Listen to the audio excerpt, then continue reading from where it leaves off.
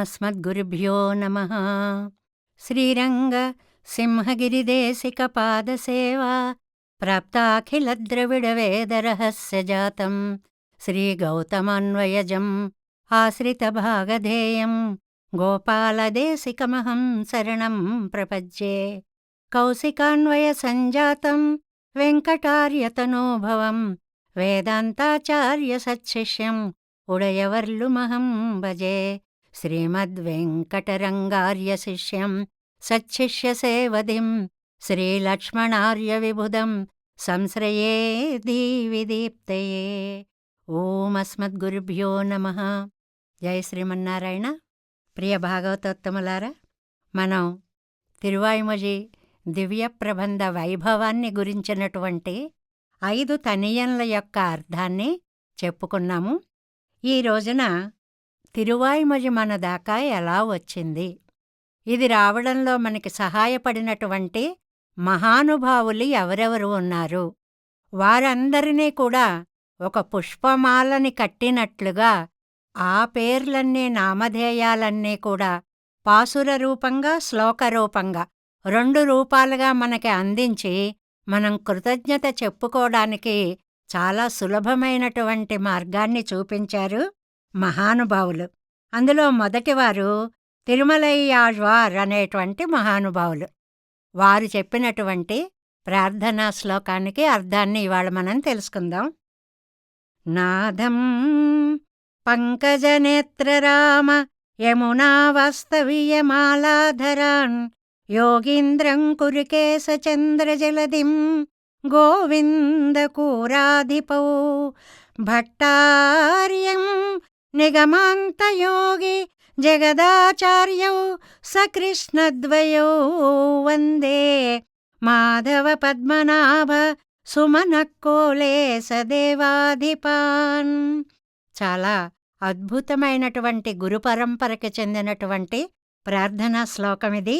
ఇందులో సుమారుగా 17 మంది మహానుభావుల యొక్క పేర్లని తలుచుకుని మనం కృతజ్ఞతలను చాటుకునేటువంటి ఒక మహత్తర అవకాశాన్ని కల్పించారు తిరుమలయ్యాళ్వార్. ఇందులో ఎవరెవరో అర్థాలు చెప్పుకుందాం. నాదం, మొట్టమొదటిది పేరు నాథమునులండి. నాథముని అంటే ఆయన పూర్తి పేరు శ్రీరంగనాథముని అనేటువంటిది.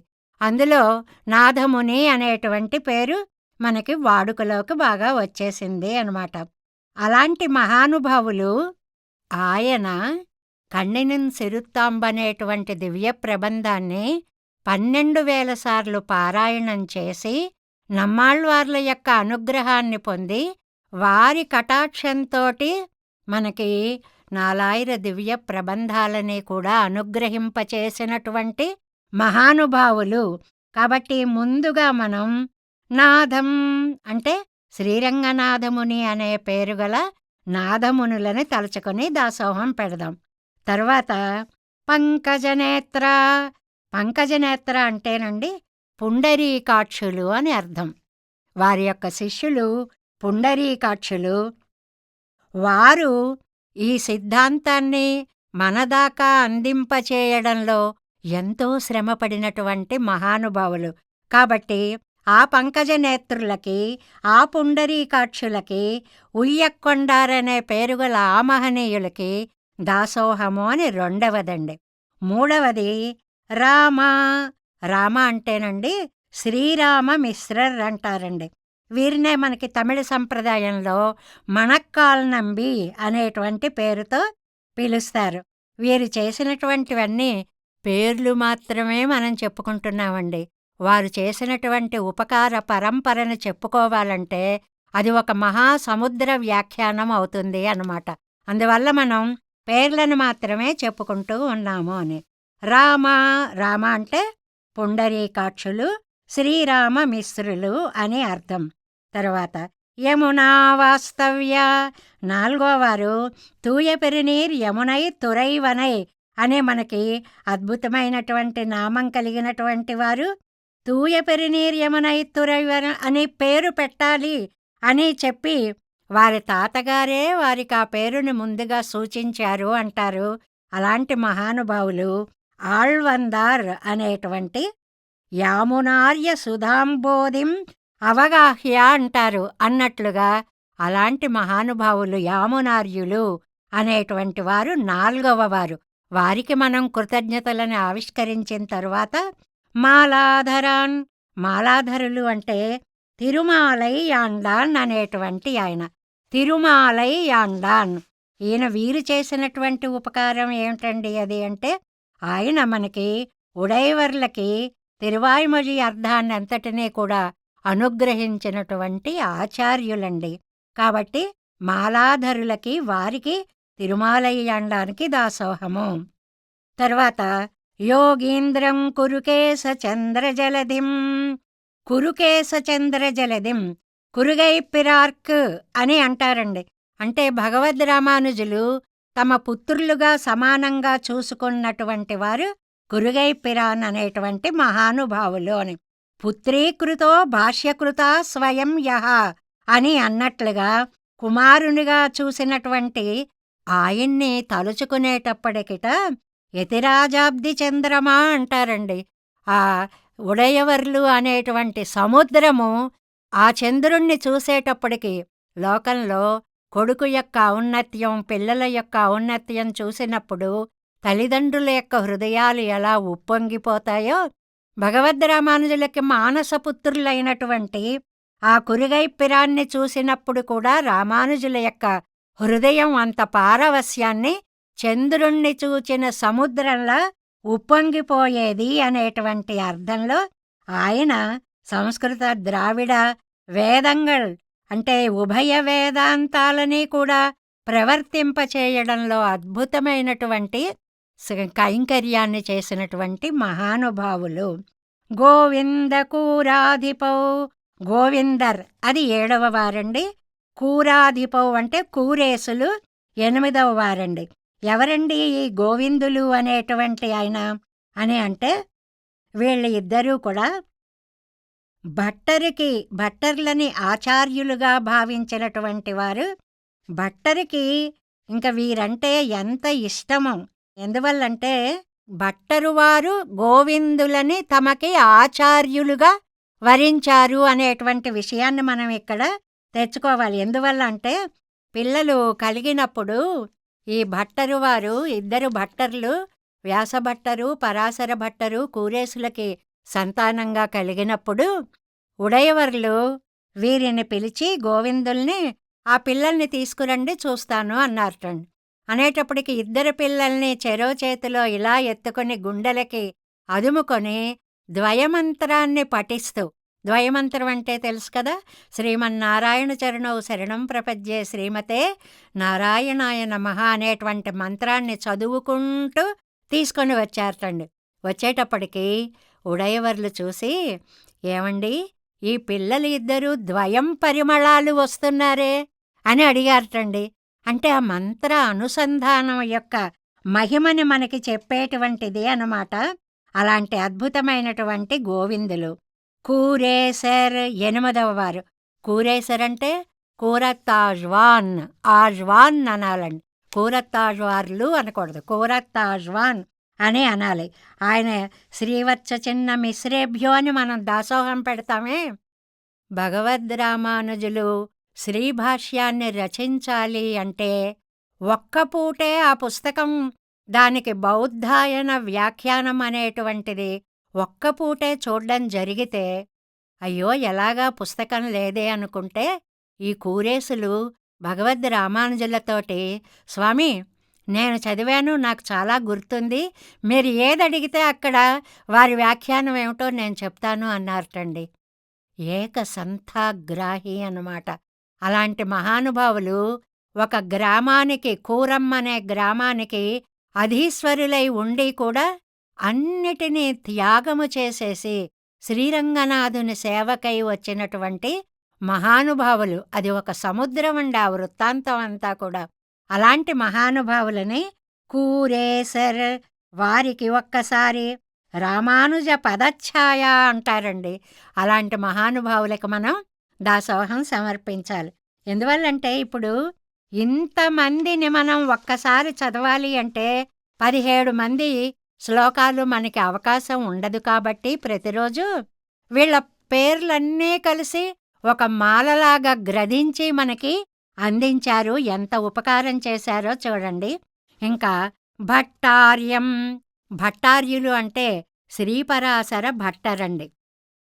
మనకి రంగరాజస్తవాన్ని, శ్రీ గుణరత్న కోశాన్ని, అత్యద్భుతమైనటువంటి గ్రంథాలన్నిటినీ కూడా అనుగ్రహించినటువంటి వారు శ్రీపరాశర భట్టార్య శ్రీరంగేశ పురోహిత శ్రీవత్సాంకసుత శ్రీమాన్ శ్రేయసే మేస్తు భూయసే. ఈయన ఎంత గొప్పవారు, ఎంత అదృష్టవంతులు అంటే ఒక్క విషయం చెప్పుకుంటే చాలండి. ఈ బాబుని తీసుకుని వెళ్ళి కోవిలలో అక్కడ శ్రీరంగంలో ఆమోద స్తంభాలు అని ఉంటాయండి. అంటే రంగనాయకి రంగనాథుల శరీరపు పరిమళాలు 2 స్తంభాలుగా వచ్చాయి అని చెప్తారండి విశేషం. అందుకని వాటికి ఆమోద స్తంభాలు అని పేరు. ఆ రెండిటికి ఉయ్యాల కట్టి రంగనాయకి స్వయంగా పెంచినటువంటి బాలుడండి. అంటే అమ్మ దయని పొందినటువంటి, కటాక్షాన్ని పొందినటువంటి అదే అసలు ఆ శ్రీగుణరత్న కోసం చదువుతూ ఉంటే అమ్మ యొక్క వైభవాన్ని ఎంత చక్కగా చెప్పారా అనిపిస్తుందే. ఆయన అన్నమాట అజస్రం సహస్ర గీతి అనుసంధాన తత్పరరాయ్ అంటారండి. అంటే ఎల్లవేళలా కూడా ఆ సహస్రగీతి అంటే తిరువాయిమొഴി 1000 పాసురాలున్నాయి కాబట్టి దానికి సహస్రగీతి అని పేరు. దానిని చదువుకునేటువంటి మహానుభావులు ఆ భట్టార్యులకి దాసోహం సమర్పించాలి. తర్వాత 10వ వారు నిగమాంతయోగి. నిగమాంతయోగి అంటే వేదాంతి అనే పేరు కలిగినటువంటి నంజీయర్. నంజీయర్ ఆయన రాగానే వారి ఆచార్యులు నంజీయరు వందారో, ఓ మా జయ్యర్లు వచ్చేశారా అన్నారట. అప్పటినుంచి ఆయన అసలు పేరు పక్కకి వెళ్ళిపోయి నంజీయర్ అనేటువంటి పేరే వచ్చింది. సిద్ధాంతాన్ని మార్చుకొని శ్రీ వైష్ణవ సిద్ధాంతంలో ప్రవేశించి అద్భుతమైనటువంటి వ్యాఖ్యానాలను అనుగ్రహించినటువంటి మహనీయులండి ఈ నంజీయర్ అనేటువంటి మహానుభావులు. వారికి ఒక్కసారి మనం దాసోహాన్ని సమర్పించుకోవాలి. ఎందువల్లంటే 9,000 తిరువాయిమొழிக்கு ஒரு వ్యాఖ్యానమం செய்தருளி అని 9,000 గ్రంథంగా దానికి వ్యాఖ్యానాన్ని అనుగ్రహించినటువంటి మహానుభావులు. ఇంక తర్వాత వారండి 11వ వారు జగదాచార్యర్. జగదాచార్యులు అంటే లోకాచార్యులు అని అర్థండి.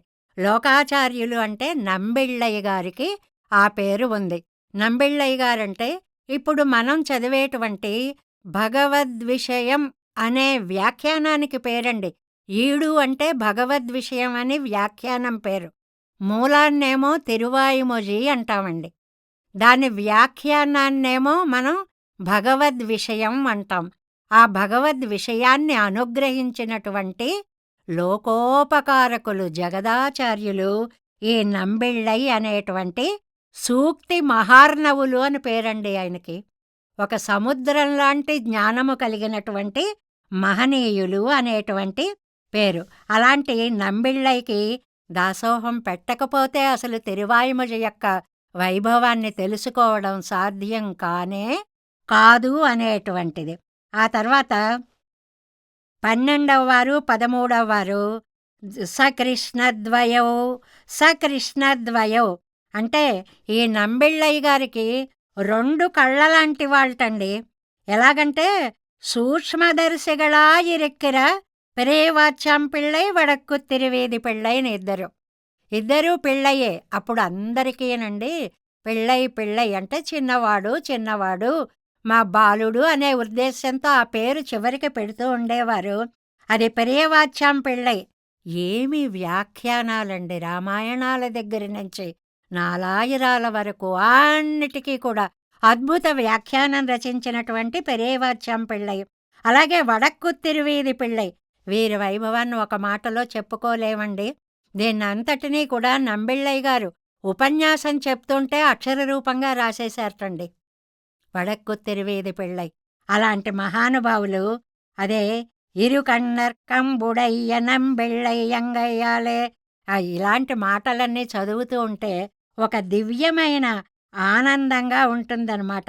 ఎందువల్లంటే శ్రీకృష్ణద్వయ పాదాబ్జే భజే యదనుకంపయ విభాతి విశదం లోకే ద్రావిడ బ్రహ్మ సంహిత.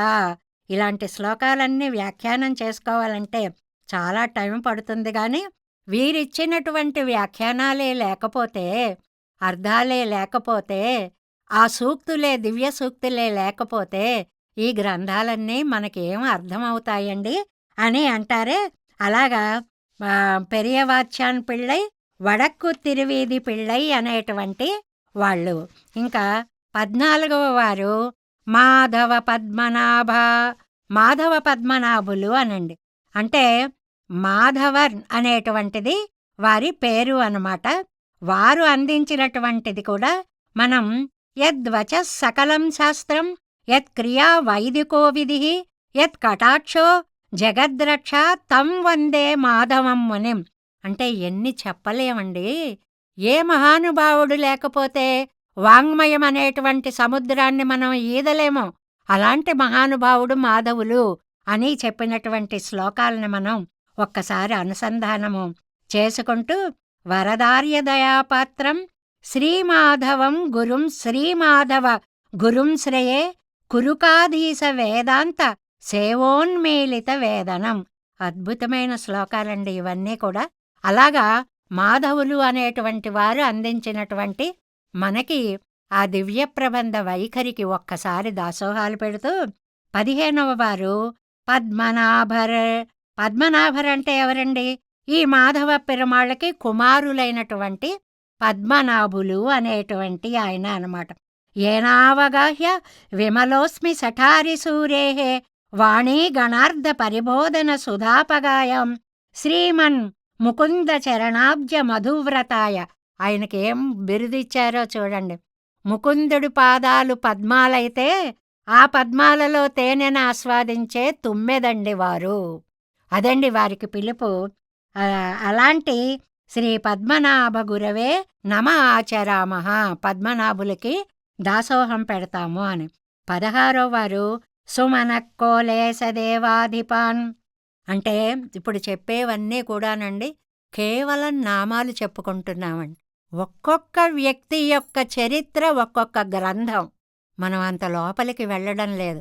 తలస్పరిశీగానికి అలా పైపైన చెప్పుకుంటూ వెళ్ళిపోతున్నాం అన్నమాట. సుమనక్కోలేశ దేవాధిపాన్. నాలూరు పిళ్ళై అనేటువంటి మహానుభావులండి.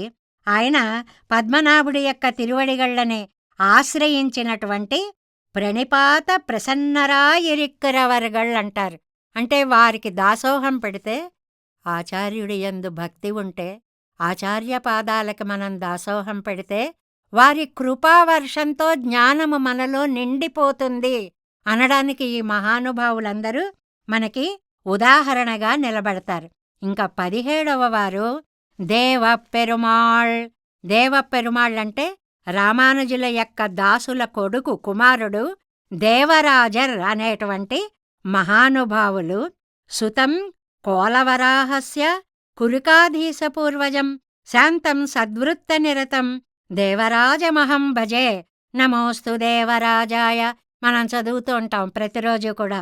ఇలాంటి మహానుభావులని ఒక్క శ్లోకంలోనండి 17 మంది మహనీయుల పేర్లన్నీ కూడా మనకి అందించి నిజంగా లోకానికి ఉపకారం చేయడం అంటేనండి ఈ రూపంగా ఉంటుందా అని ఆశ్చర్యంగా ఉంటుంది అన్నమాట.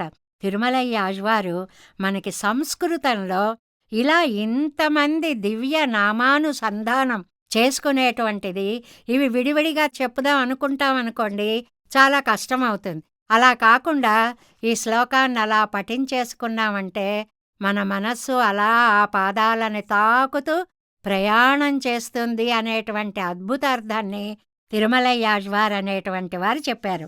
దీనికి మనవాళ్ళ మహామునులండి, మా మునులు, సుందర జామాత్రులు.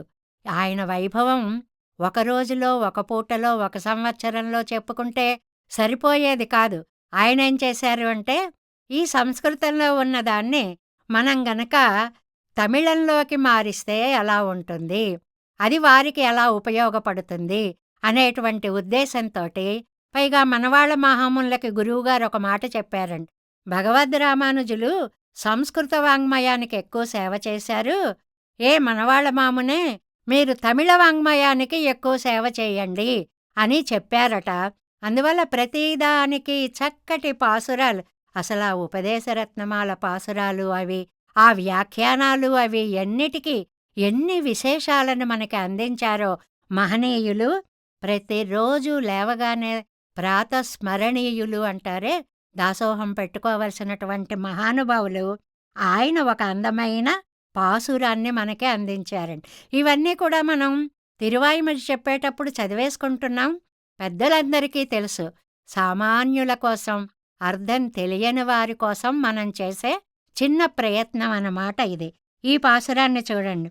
తిరువరుణ్మాల్ సేనై ముదలి సెడగోపన్ నాదముని சீருய்யக் கொண்டார் மணக்கால் நம்பி சென்றாமாள வந்தார் குருமாலாதரர் குருகை பிறார்க்கு அம்பாமெதிராசர் கோவிந்தர் கூரேசர் பட்டர் வேதாந்த முனி இருகண்ணர் கம்புடைய நம்பிள்ளை இவர் ஈழளித்தற்கே எந்த மாதவர் பற்பனாபர் இவர் அருளாளர் திருவடி ஒன்றிய தேவப் பெருமாள் கை கொண்டருளும் తిరుమలయ్యాళ్వార్ పదంగళ్ మున్ ఎన్ ఉల్ చేరందనవే.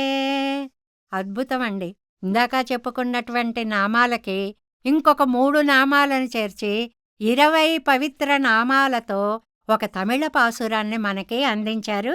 ఇందాక విషయం ఎక్కువగా చెప్పుకున్నాం కాబట్టి ఇప్పుడు అర్థం చెప్పేసుకుంటే సరిపోతుందండి.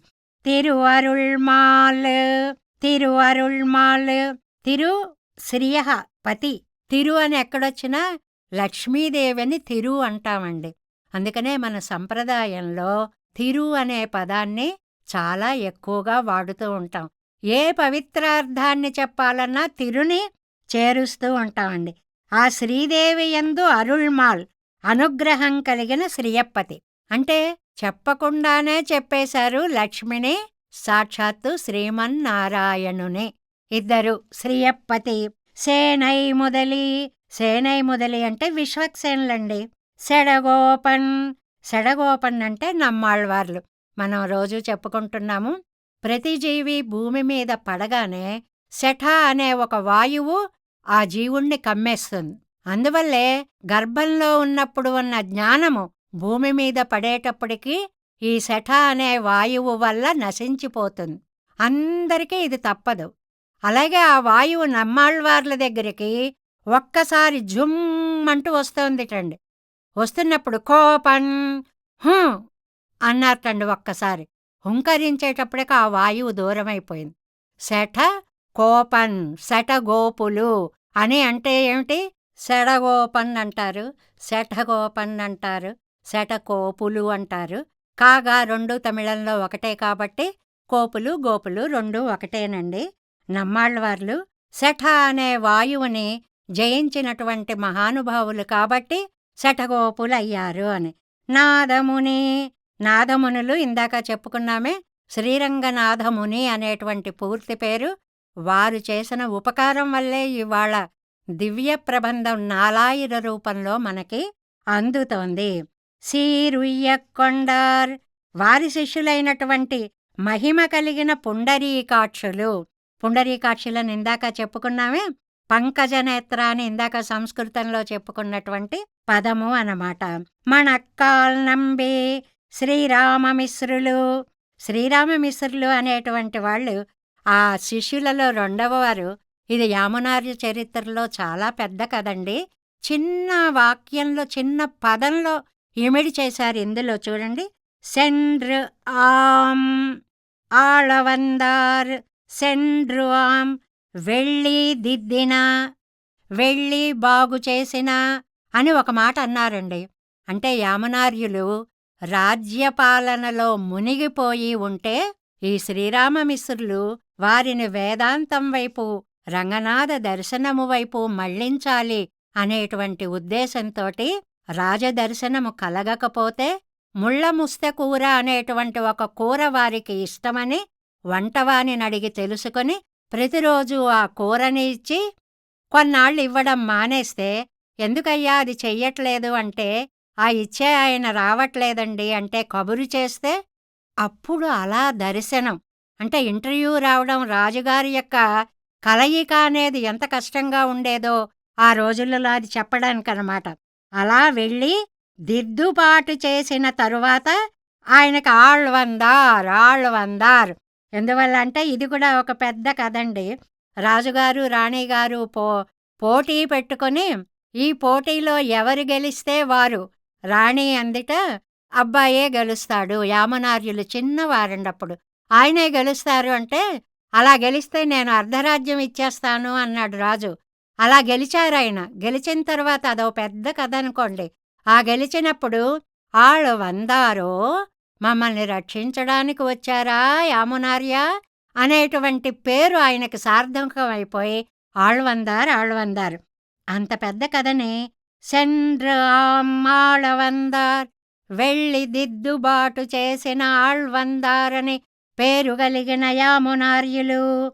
ఆ తర్వాత కురుమాలాదరర్ ఆచార్యులైన పెరియనంబి కురుగై పిరార్కు తిరుక్కురుగై పిరాన్ పెళ్ళాన్. ఇందాక మనం సంస్కృతంలో చెప్పుకున్నాం ఇవన్నీ, అందువల్ల మళ్ళీ పూర్తిగా వివరించట్లేదు.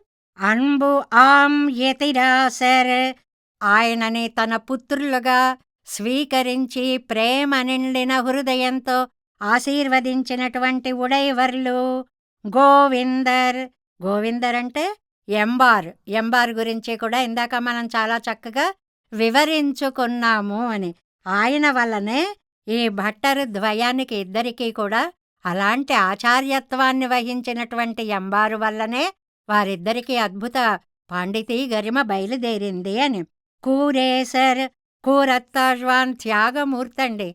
రామానుజులను రక్షించుకోవడం కోసం ఒక రాజు పెట్టిన శిక్షలో తమ కళ్ళని తామే పెకిలించేసుకుని రామానుజ దర్శనం కోసం తమ దర్శనాన్నే త్యాగం చేసినటువంటి మహానుభావులండి కూరేసులు అనేటువంటి వారు. పట్టర్ అంటే భట్టర్ వారు. వేదాంతి ముని, వేదాంతి అంటే నంజీయరండి ఆయన. ఇరు కన్నర్కు ఇద్దరు కృష్ణులు. ఎవరండి? పెరియవాచ్యాన్ పిళ్ళై వడక్కు తిరువీధి పిళ్ళై అనేటువంటి ఇద్దరు ఆచార్యద్వయం అన్నమాట. అంబుడయ నంబిళ్ళై వారి యందు ప్రీతి కలిగిన నంబిళ్ళై అనేటువంటి మహానుభావులు. నంబిళ్ళై అంటే మనం బాగా గుర్తుపెట్టుకోవాలి. ఈడు వ్యాఖ్యానం మనం ఇప్పుడు ఏదైతే చదువుకుంటున్నామో దానిని మనకి అందించినటువంటి వ్యాఖ్యాతృ చక్రవర్తి అని పేరండి ఆయనకి. అవర్ ఆనం పిళ్ళ ఈడు అళిత్తర్కు ఏయంద మాధవర్. ఈడు అనే గ్రంథాన్ని ప్రసాదించడానికి తగినటువంటి మాధవన్ అనేటువంటి పెరుమాళ్, మాధవులు అనేటువంటి శిష్యులు అన్నమాట. పద్మనాభర్ వారి పుత్రులైనటువంటి పద్మనాభులు. ఇవర్ అరుళాళర్ ఈ పద్మనాభుల యొక్క దయకి పాత్రులైనటువంటి నాలూరాన్ పిళ్ళై గారి తిరువడి ఊండ్రియ శ్రీపాదాలని ఆశ్రయించిన దేవపెరుమాళ్. నాలూరాచ్యాన్ పిళ్ళై, దేవపెరుమాళ్ అంటే నాలూరాచ్యాన్ పిళ్ళై అనేటువంటి మహానుభావులు. కైకొండరుళం వారిని స్వీకరించిన తిరుమలై యాజ్వార్ తిరువాయిమొഴി పిళ్ళై. వీరే మనవాళ్ల మహామునులకి ఆచార్యులండి. పదంగళ్ వారి యొక్క పాదాలని వీరందరి శ్రీపాదాలకని మున్ ఎన్నుల్ మునుపే నా హృదయంలో సేరందనవే చేర్చాను. వారందరి దివ్యపాదాలు నా హృదయంలో ఇంతకు పూర్వమే చేరిపోయాయి. అంటే అందరినీ నేను మనసారా ధ్యానించి స్తుతించి నమస్కరించి ఆ దాసోహముతో కూడినటువంటి భక్తి భావముతో ఈ తిరువాయిమొഴി అనేటువంటి దివ్య ప్రబంధాన్ని చదువుకునే ప్రయత్నం చేస్తున్నాను అనేటువంటి అద్భుతమైనటువంటి అర్థాన్ని ఈ వ్యాఖ్యానంలో ఈ రెండు, ఒక శ్లోకము ఒక పాసురములో మనకి పెద్దలు అనుగ్రహించారు. మళ్ళీ చెప్పుకుంటున్నామండి. ఒక సముద్రం ఎంతో ఉంటే ఒక బిందువుని తీసుకొచ్చి ఇది సముద్రం అని చూపించినట్లుగా వారి యొక్క అద్భుత మహిమల గాథా చరిత్రలు ఎన్ని ఎన్ని ఉన్నాయో అలాంటి దాంట్లో మన ఆ పేరు మాత్రం తలుచుకొని వారికి కృతజ్ఞతలనే ఆవిష్కరించుకుంటున్నాము. ఇలాగ మనం ఈ తనియన్ల యొక్క అర్థాలన్నీ కొనసాగించుకుంటూ వెడదాం. జై శ్రీమన్నారాయణ.